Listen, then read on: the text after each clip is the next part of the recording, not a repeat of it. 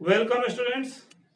Our today's topic is literature, and in this lecture, we will discuss different aspects of literature in its different forms.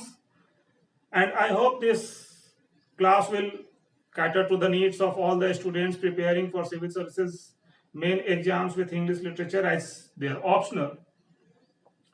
And this will also be helpful for all the students taking their undergraduate and postgraduate studies with English literature as their honors or main subject. So, what is the definition of literature is the main issue. The literature itself is a very abstract and very broad term, you can say. And if we take one definition, it has some shortcomings because generally the scholars have attempted to define it in extreme terms, and so the problem arises. Actually, the general definition of literature includes all the written materials. Whether it is medical treatise, religious treatise, everything can be included in literature according to the opinion of some scholars. But at the same time, some scholars have gone to the other extremes and they have defined literature, and their definition excludes many of the outstanding works that can be liberally included in literature. So we have to draw a line, and that is very difficult. I mean by drawing a line to which works should be included in literature means what we exactly mean when we use the term literature for a particular book. So generally we can say that if a work, if a literary creation, if a creation of an author, of an artist, gives us a kind of aesthetic satisfaction, so we can easily call it literature. And in this way, we can exclude other written materials as well, because for aesthetic literature, aesthetic satisfaction, we don't go for philosophy or history or any other treatise. So these books, these written works will differ from literature in the sense that their main purpose is to impart knowledge, and the main purpose of literature is to give aesthetic satisfaction. So aesthetic satisfaction is the main concern. Whether it imparts knowledge or not is not that important. This may be additional, and time and again, different poets, different authors, different scholars have asserted that poetry or literature in any form should not have a palpable design. In the words of Keats, I repeat again and again in different lectures, should not have a palpable design on the mind of the reader. So, delight, giving you pleasure, a different kind of pleasure that emanates out of aesthetic satisfaction, is the main element in literature. So, what does it imply?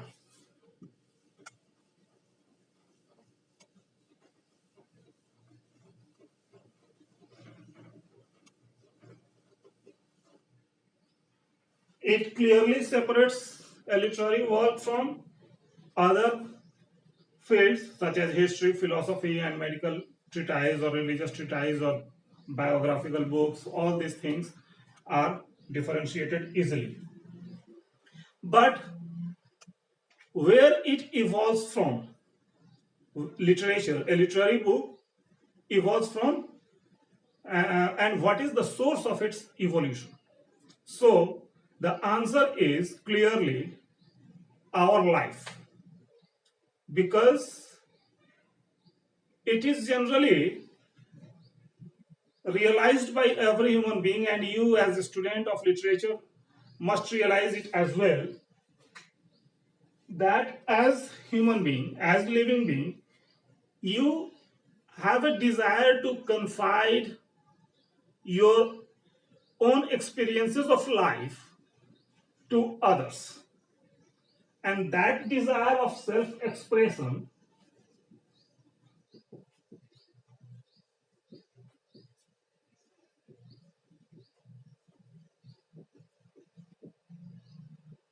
gives birth to literature. Again, your desire of self-expression emanates from your interest in life,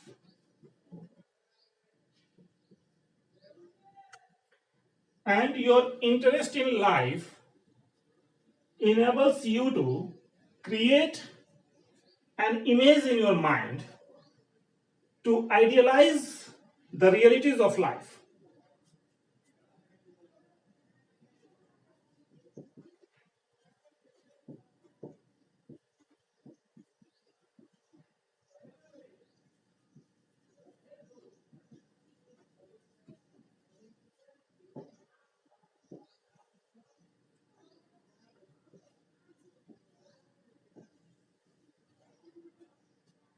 These three considerations lead us to believe that literature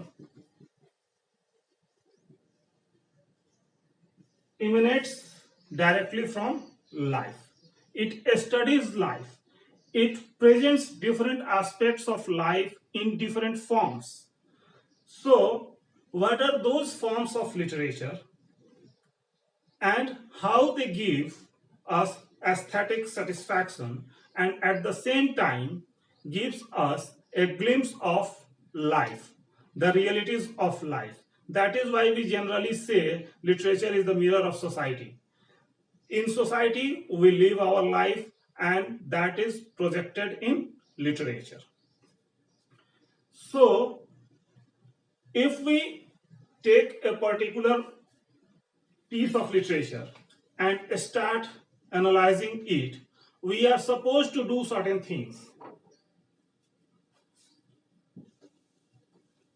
We will not be able to analyze it properly unless we know the source of it.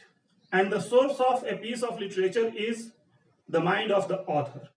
And for that purpose, we are supposed to know a little about the life of author and about the period in which he grew up and had the opportunity to gain all those experiences which are found manifested in that literary work. Because while going through a piece of literature, we in a way communicate with its author, and we cannot communicate with someone properly, effectively, unless we know about him. This becomes a part of the communication between you and the author. But again, here one thing must be noticed, that a student of literature should not indulge himself too much into the life of the author, because that will just make your study of literature too much unliterary, you can say. You will not be able to enjoy, you will not be able to achieve that aesthetic satisfaction that is the main purpose of literature. So, all these things have to be considered, and as a student of literature, you should go through any work of history of any book of history of English literature that will give you the general idea of the period in which a particular piece of literature has been composed. That book is also supposed to give you an idea about the life of the author, and that will serve the purpose. One more thing should be kept in your mind while studying literature is the literary form. And as a student of literature, you are supposed to have an idea of all those literary forms. So here we will try a division of literature in general terms.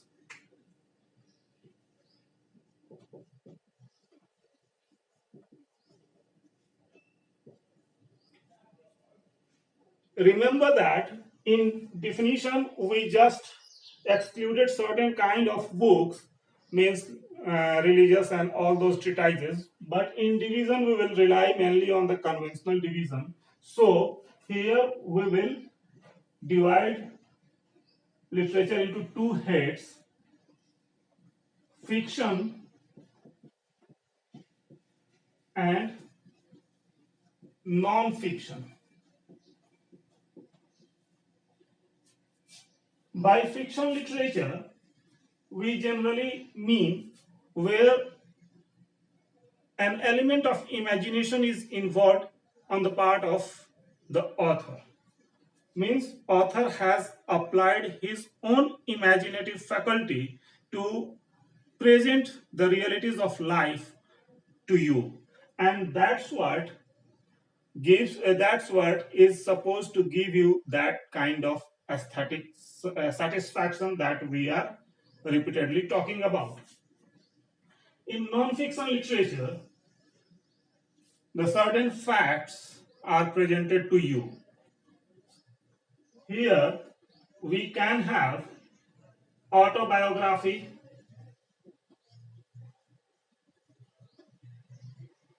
biography, memoirs, travelogues,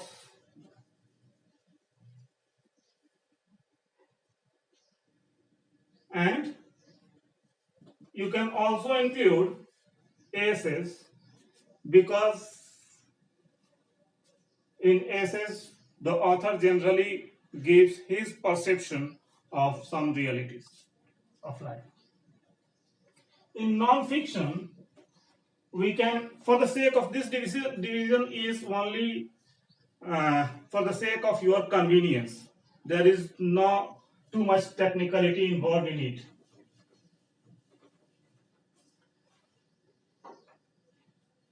We can divide it into primarily into verse and prose literature.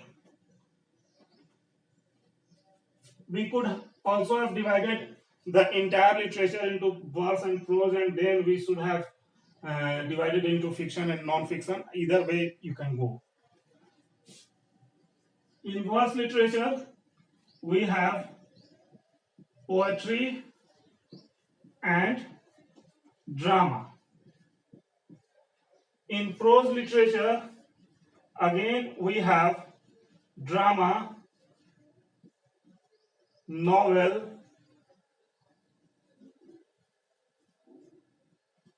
short stories,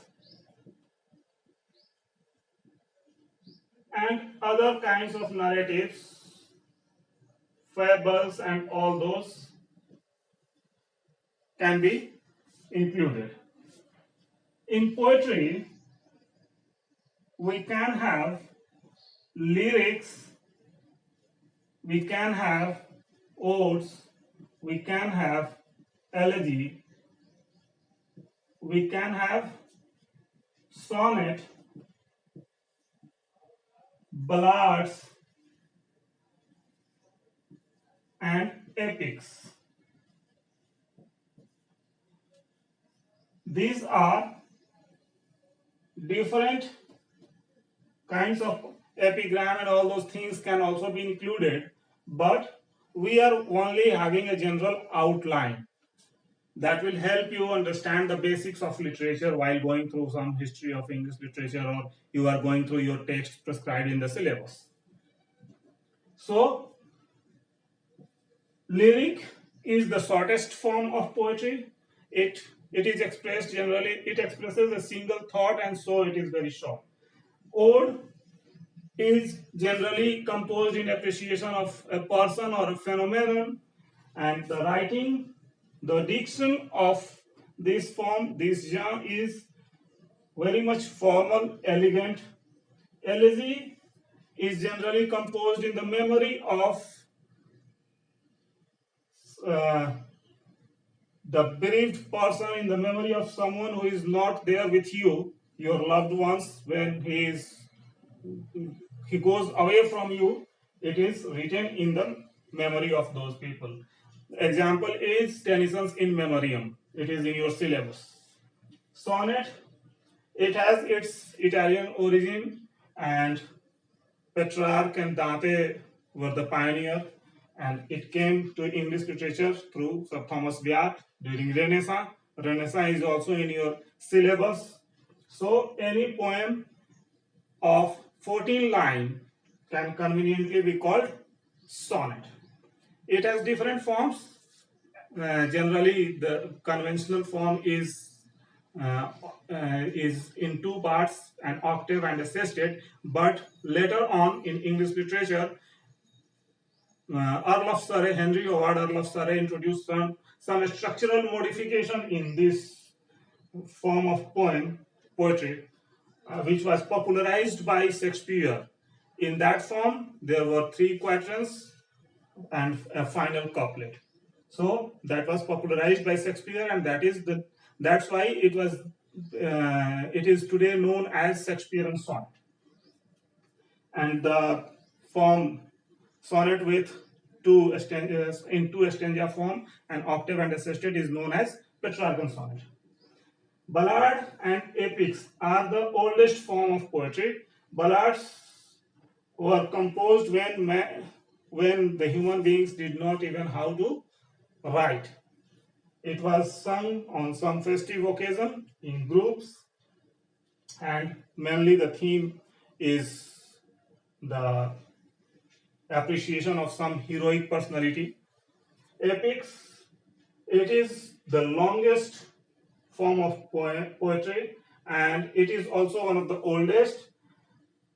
It deals with larger than life subject matter. The main thing is it deals with the larger than life subject matter. You can take many examples from your own culture, from your own literature, from English literature as well.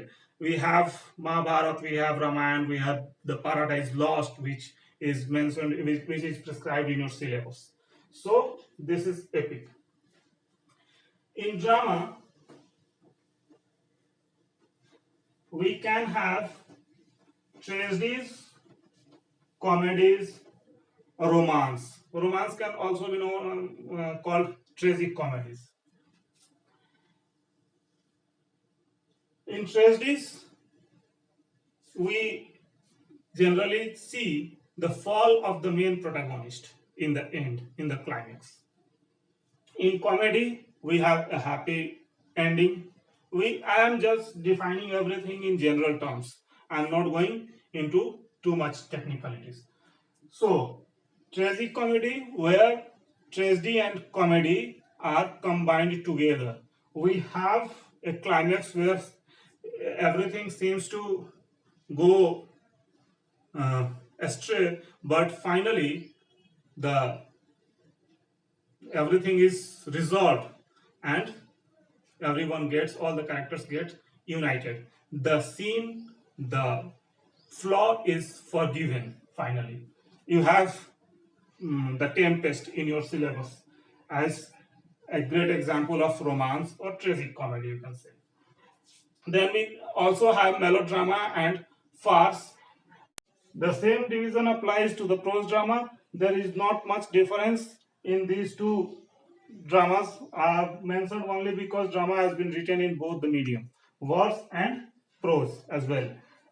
The drama of Shakespeare is mostly in verse, form, particularly his tragedies, and the drama of Henry Ibsen, drama of John Osborne, drama of G.B. Shaw. All these playwrights have preferred prose medium. That is why I have mentioned drama in this class as well. Then we have novel. There are so many novels prescribed for us in our syllabus, and the definition of general definition is that there should be a long story with a complicated plot in which we capture the responses of various characters in different circumstances. So, and short stories are shorter form of novels with simpler plots. In other form of narratives, we have different types of stories, such as fables, in which we have stories of animals with finally giving some moral implication. For example, the story of hare and tortoise. So all these things are included, but you don't need to focus on these issues because this is not in our syllabus. So this is all about literature, its definition, and its different forms. I hope this lecture will help you, and if you enjoyed the lecture, like the video as well and subscribe the channel. Thank you.